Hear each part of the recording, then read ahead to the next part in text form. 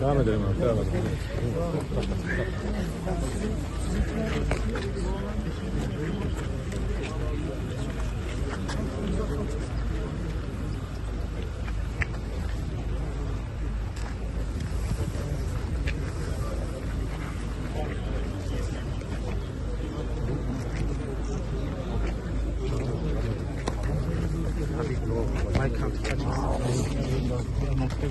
Bizdeki çalışanlar bize konteyner Tamam, okey.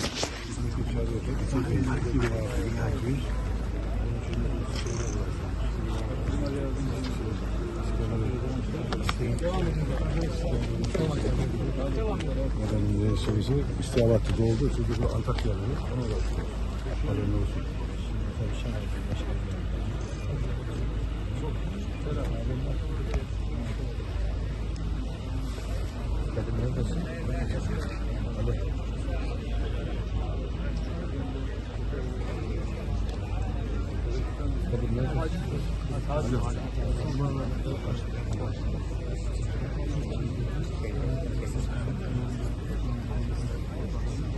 Memnun.